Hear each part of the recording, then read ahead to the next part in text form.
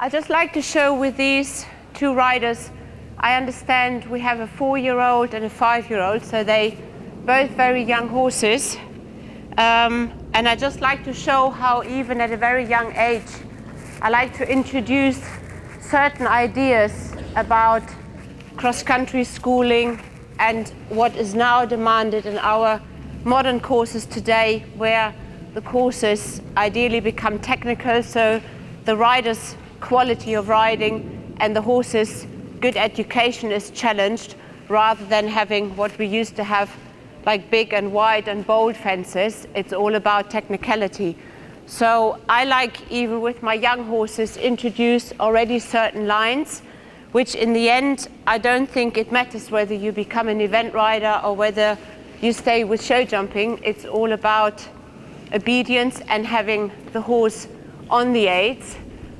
The more the rider is looking down and not concentrating on the line, the longer it takes to get onto the ideal line, especially when we have drop fences, like for example into water. All the horse has to do is elevate his steps. That's it. She can look after herself. You're just in charge of the speed, the line, and the balance that you're riding. What the horse is then doing at the pole is his or her job. And now over those 3. So in between those 2 levies, so that the horses get used to the ditch as well.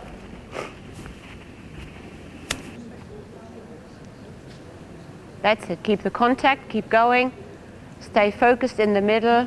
Keep going, keep your leg on. That's it. Not pushing the horse, but just quietly focusing on the line. Just as Merle is doing.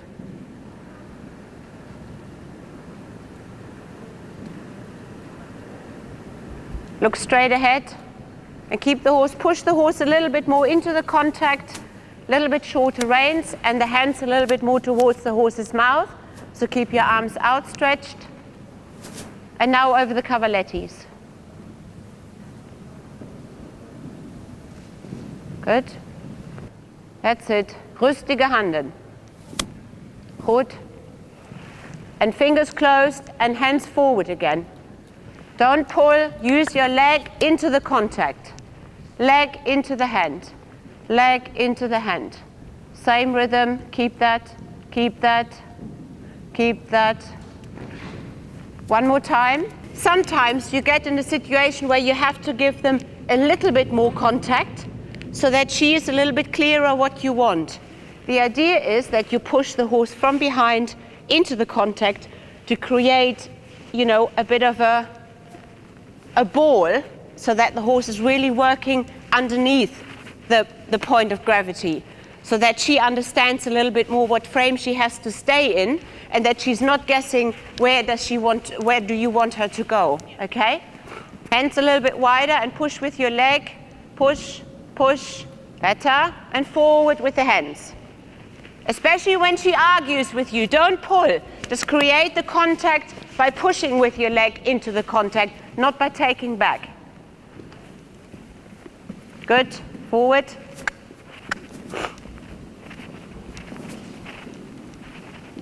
Yeah, prima. And now just focus on your line. Not too long with the reins.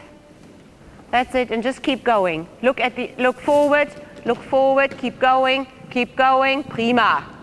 Keep going, jawohl, prima, very good. Can you take yours away as well? You just take it out. Why did they fall into the water? It was a big jump into the water. The horses jumped in really well. It was a big drop. They took the first stride. They wanted to use their neck for balance, and they couldn't because the martingale did this. The front legs went, and both horses ended up on the floor. And it had nothing to do with the way the horse jumped in.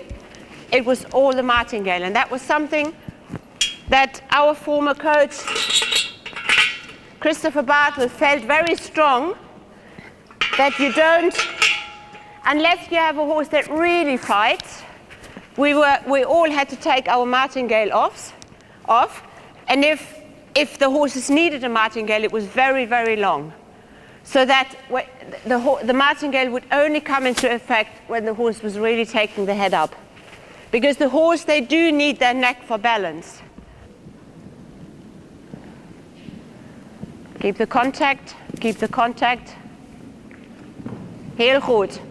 Contact, outside balance, and wait for your distance. Wait. Goed. Heel goed.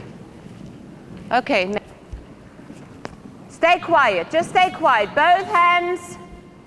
Very good. That was much better. Correct the canter and then the barrel.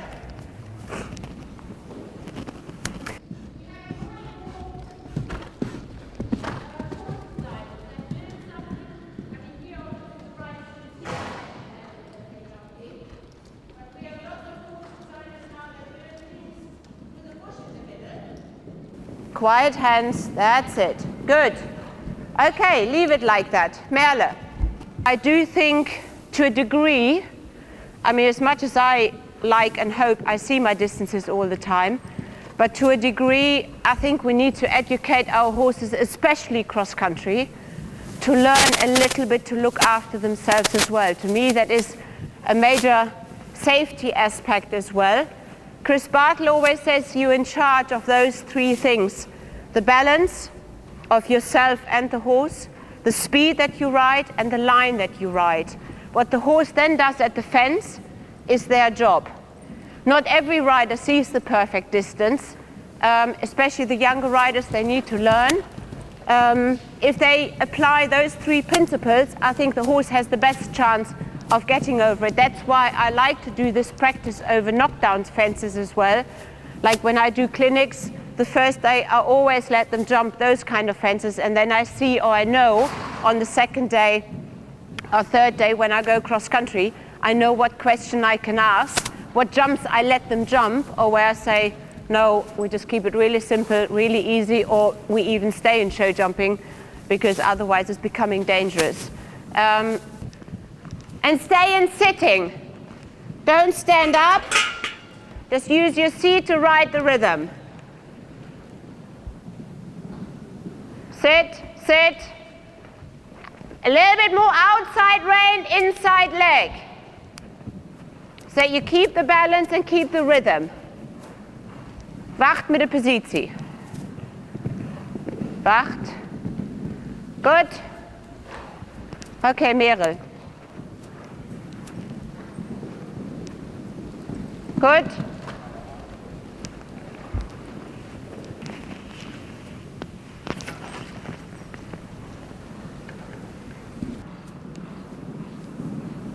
Fine. Goed. Wacht met de positie. Peter.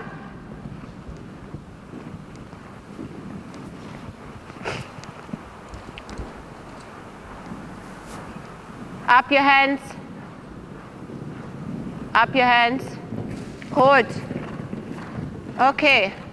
A little bit of an idea of how we train and what we do, and to me it's even at this very important to work on the balance and the position of the riders, because that is the one thing that makes our sport safer, if the rider is able to keep himself in a good balance and therefore then also affecting the balance of the horse.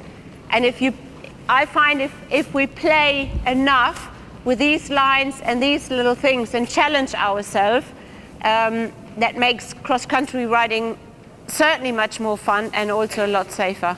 Thank you.